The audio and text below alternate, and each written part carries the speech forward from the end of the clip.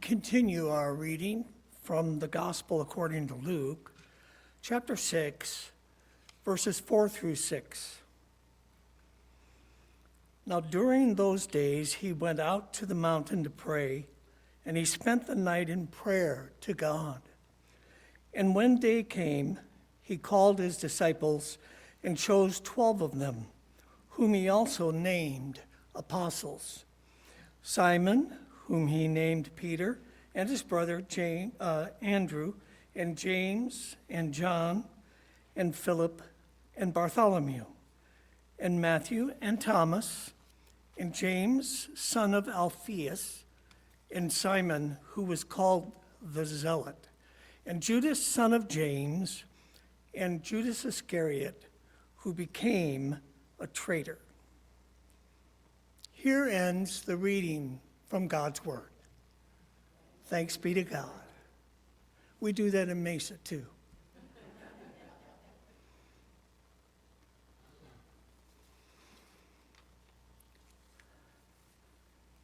A mom and her son were together in the kitchen while mom made a dinner for the family. Mixing sweet green pistachio salad in the bowl, she turned and said to her son, "Ben, who are you?" Ben said, "I'm Ben, your son." "Ben, who are you?" she asked again. He wondered what she was getting at. Swiping a finger full of Cool Whip to lick, he replied, "I'm Benjamin Scott Johnson, your son, and a college student." "Ben, who are you?" she continued. "Well, I'm Ben, your son, a college student, and I'm hoping to become an electrical engineer." "Ben, who are you?" He told her, "I'm part of the church." And that wasn't enough. She kept drilling down. "Ben, who are you?" She was hoping to find his core identity. And when she asked that one last time, he said, "I am baptized."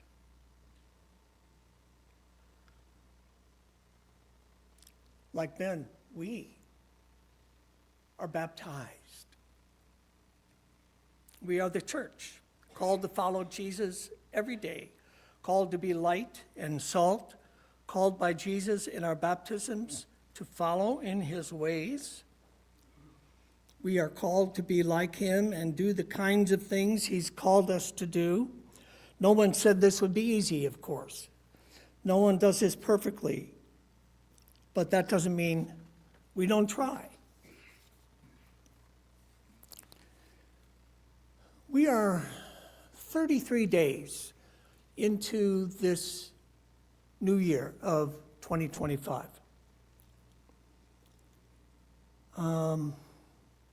As I think about it, it's sort of unlike any beginning of a year I've ever experienced in my life. And may I ask, what has your experience of it been so far? Are you feeling settled, secured, safe? Are you calm, peaceful?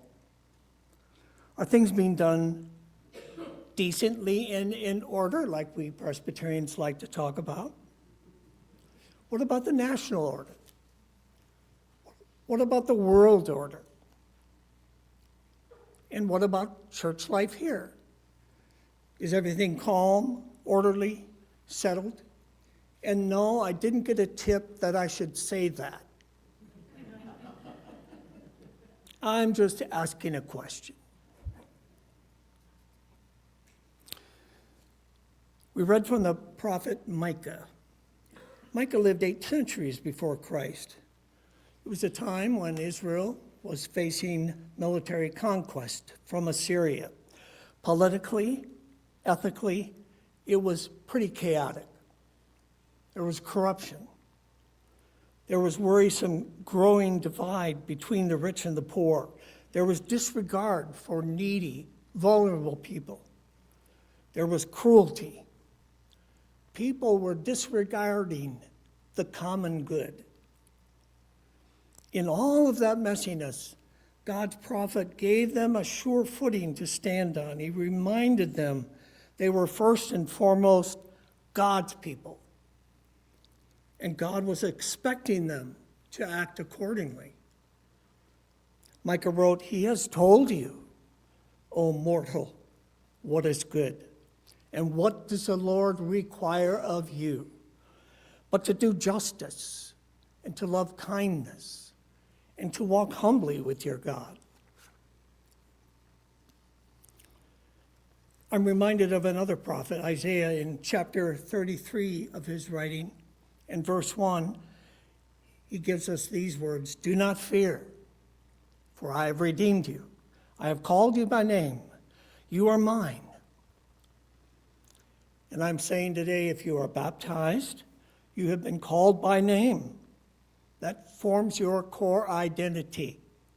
In Galatians chapter 6, verse 9, Paul wrote, "So let us not grow weary in doing what is right, for we will reap at harvest time if we do not give up." Sometimes we get worn down trying to do good. I know I do. Maybe I'm alone here. Maybe it's just me. But let us not grow weary in doing what is right. In 1 Thessalonians chapter 5, verse 15, we read, "See that no one repays another evil for evil, but always seek after that which is good for one another and for all people." Did you notice that word, all? Seek good for all people. Now let's fast forward about 750 years to the arrival of Jesus. God was addressing people in a slightly different way then. It was somehow more personal, more intimate, reaching to every man, woman, and child. Dr. Luke wrote in chapter 6 that one morning Jesus called his disciples and chose 12 of them, which he also named apostles: Simon, Peter, Andrew, James, John, and the rest of them. He called them by name. And we have no reason to think otherwise about ourselves. God calls us by name, knows us by name, knew us in the womb by name. Isaiah wrote, "Listen to me, O coastlands, and give attention, you peoples from afar. The Lord called me from the womb, from the body of my mother. He named my name." Gabriel told Mary, "You will conceive and give birth to a son, and you are to call him Jesus." And then that was amplified a bit.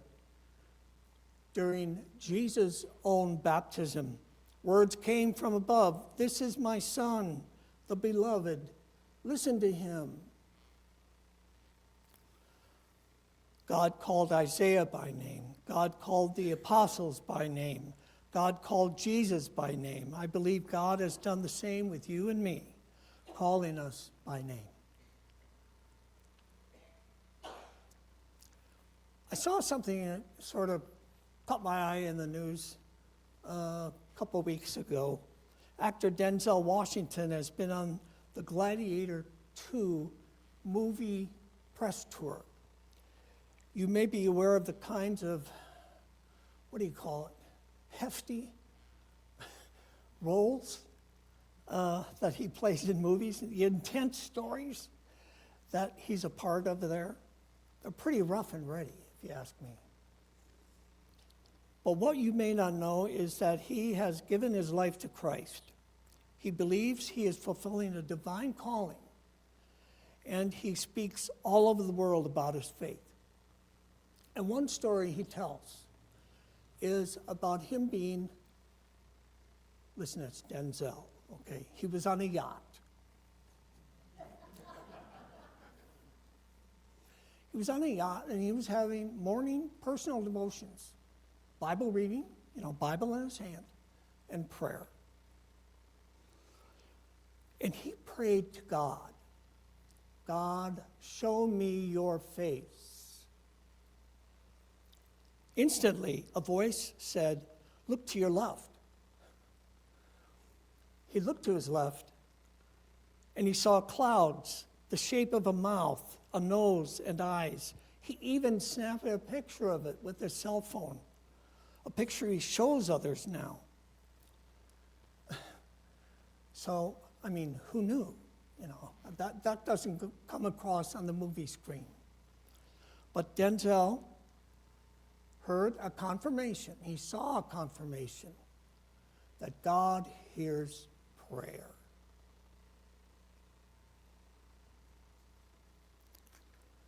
Here we are, 33 days into 2025. The changes happening in this country and globally are many and profound, daily, hourly. It's a lot to process. It can be dizzying. I don't mind saying that I counseled a veteran brother this week. He was talking about current events. And then he said, I can't talk about this anymore. My blood pressure is rising. I can tell. He's a heart patient. Chaplain, he asked, please pray with me. What prayer would you pray with that gentleman? The prayer that came to me was from Psalm 46:10. Be still and know that I am God. When the prayer was done, I believe we both left the room more at peace, grounded, and ready for the day. In summary, this morning, you do the things you do because you are the person you are. You are baptized.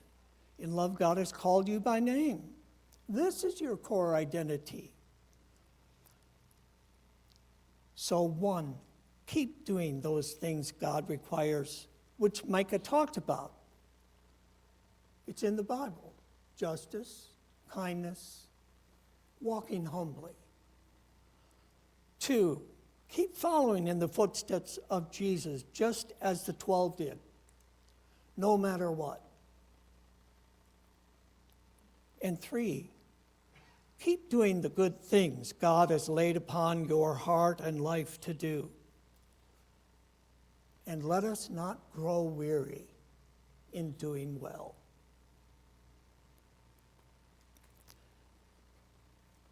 I know I've spoken a lot about baptism today. By any chance, if you haven't been baptized and are considering it, I encourage you to talk things over with your pastor and elders so arrangements can be made. I just don't want to leave you out if you're here and not been baptized.